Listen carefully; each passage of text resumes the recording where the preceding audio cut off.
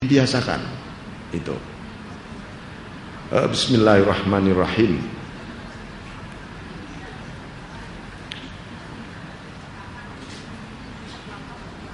Di dalam satu firman-Nya Allah juga, innama yuridullahu liyudhiba ankum rijza alal bait wa yutahhirukum tadhira. Jadi Allah ingin membersihkan ya aridz, kotoran ahlal bait. Ahlal bait. Ahlal bait itu ada makna secara syar'i, ada makna secara hakiki. Ahlul bait makna secara syar'i itu ahli keluarga Rasul, keturunan Rasul. Ada yang mengatakan ahlul bait itu ya umat Islam, umat mukminin mukminat ini ahlul bait.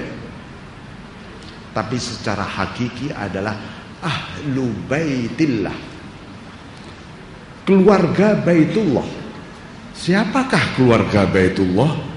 Baitullah yang ada di dalam hati kita. Qalbul mu'mini Baitullah. Nah, hati orang beriman itu rumah Allah. Ini ahlul bait. Lah keluarganya hati apa? Keluarganya hati ada pikiran, ada nafsu, ada roh, ada sir, ya, ada akal, yang semuanya tidak tampak semua. Itu keluarga yang dikelola oleh hati. Lah, Allah ingin membersihkan ahlul bait ini, jiwanya jadi bersih, tazkiyatun nafas, pikirannya jadi jernih, akalnya menjadi terang, rohnya menjadi tanpa hambatan, sirnya menjadi pantulan nur cahaya Allah. Nah, itu namanya wa yutahhirukum tadhira. Dibersihkan, disucikan betul.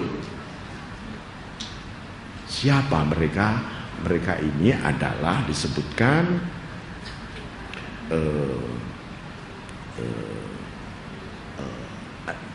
yang dibersihkan dari semua itu adalah sifat-sifat yang anti terhadap qanaah.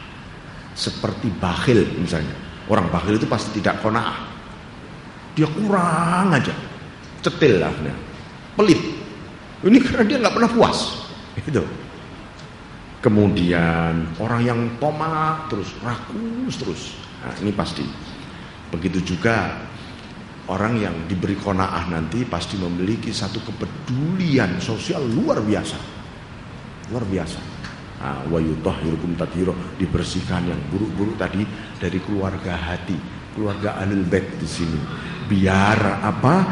Biar Baitullah ini, biar jiwanya tawaf, pikirannya tawaf, akalnya tawaf, ya, rohnya tawaf, tawaf menuju kepada Allah terus. Ini yang disebutkan betapa indah ya, betapa luar biasanya qanaah itu. Mungkin yang belum terbiasa qanaah, ketika belajar qanaah dia akan menyerap nafas dalam-dalam.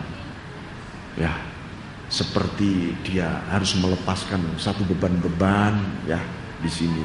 Tapi memang harus demikian, nggak apa-apa.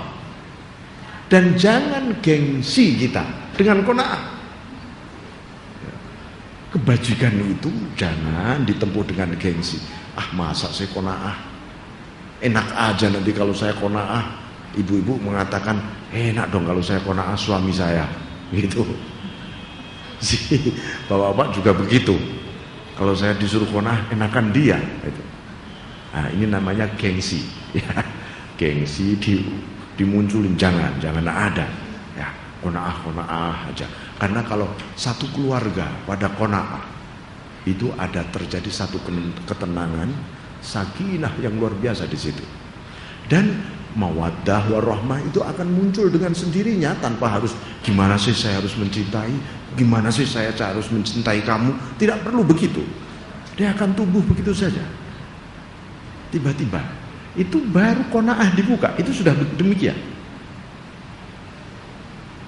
Nah, dari qanaah ini tumbuh namanya tanggung jawab. Oh, Tuhan memberi dan aku menerima ini harus saya pertanggungjawabkan pemberian ini sampai di hadapannya di akhirat nanti. Nah, di akhirat nanti. Nah, Anda apapun yang diberikan oleh Allah kepada kita, kalau tanpa qanaah, pasti pada saat yang sama kita nggak bertanggung jawab. Biarin saja pemberian gini aja kok, gitu. Cuman segini aja kok. Ini kan nggak bertanggung jawab kita. Minta, begitu diberi, kita nggak bertanggung jawab. Wah, ini binatang macam apa, kan begitu. Jadi demikian ibu-ibu sekalian, ada waktu sekira-kira 10 menit, mungkin ada yang perlu didialogkan seputar qanaah ini, silahkan.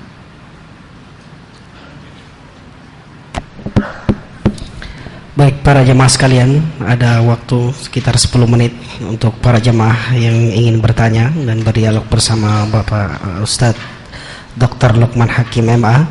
Kami persilahkan bagi Bapak yang ingin bertanya, silakan mengacungkan tangannya, dan Ibu kami persilahkan juga. Jangan lupa menyebutkan nama dan dari mana. Terima kasih. Ya.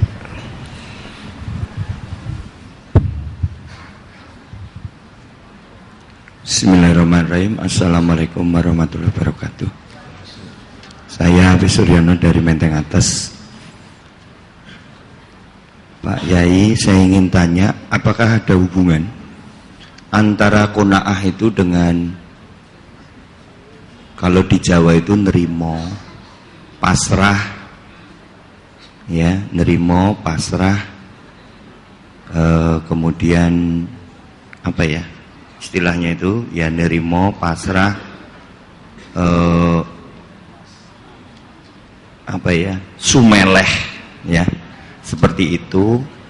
Kalau ada hubungan itu, kira-kira benang merahnya itu bagaimana? Mudah-mudahan pertanyaan ini ada manfaatnya. Billahi taufik wal hidayah. Wassalamualaikum warahmatullahi wabarakatuh. Waalaikumsalam warahmatullahi wabarakatuh. Yang lain ibu-ibu? Kalau tidak, mungkin langsung kami persilakan dulu kepada Pak Kiai untuk memaparkan apa yang sudah ditanyakan. Terima kasih. Ya, ada istilah di Jawa itu memang nrimo ing pandum. Nrimo ing pandum itu menerima bagian yang diberikan oleh Allah. Jadi memang qanaah itu kalau makna di Jawa memang nrimo ing pandum, bahwa setelah itu muncul karakteristik seperti berserah diri, sumeleh hatinya. Jadi yang berserah diri itu hatinya, pikirannya tetap berikhtiar.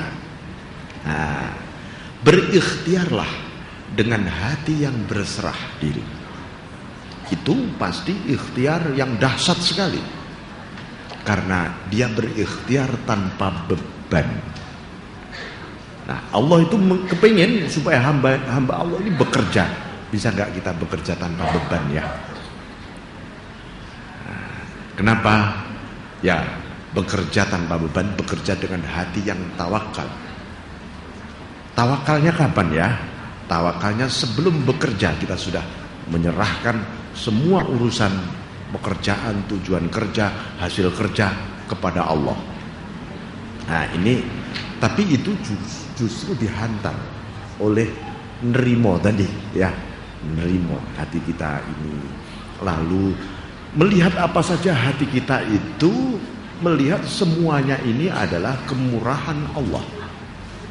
Makanya bagi orang yang qanaah, mungkin orang yang belum qanaah tapi masih belajar qanaah, dia masuk kelompok mustaghfirin.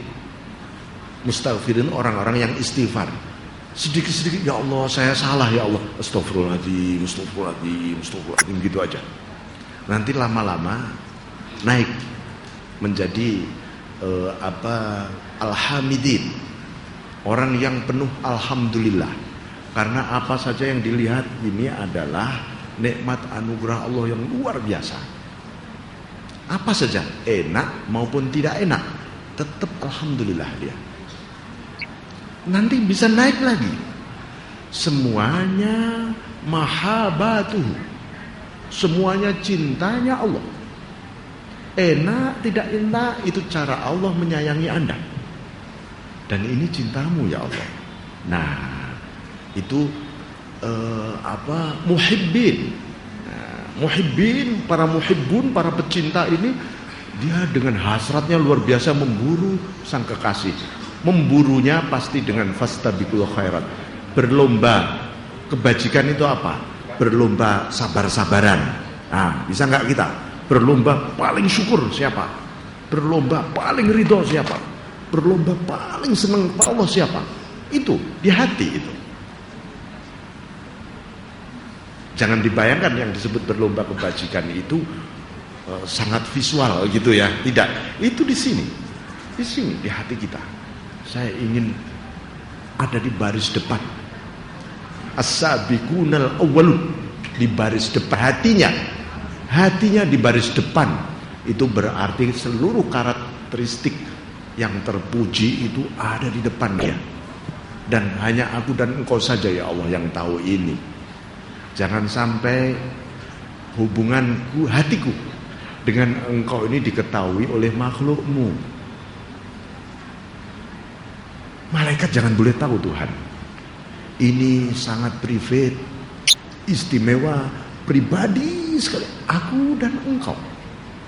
Nah ini, Anda baru mulai asyik nanti hati Anda dengan Allah. Ya.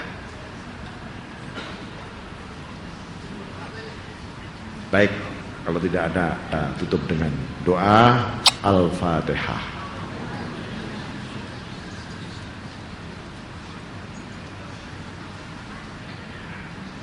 Allahumma salli ala sayyidina Muhammad sallim. Allahumma rzuqna fahman nabiyyin wa hifdzal mursalin wa ilhamal malaikatil muqarrabin bi rahmatika ya arhamar rahimin.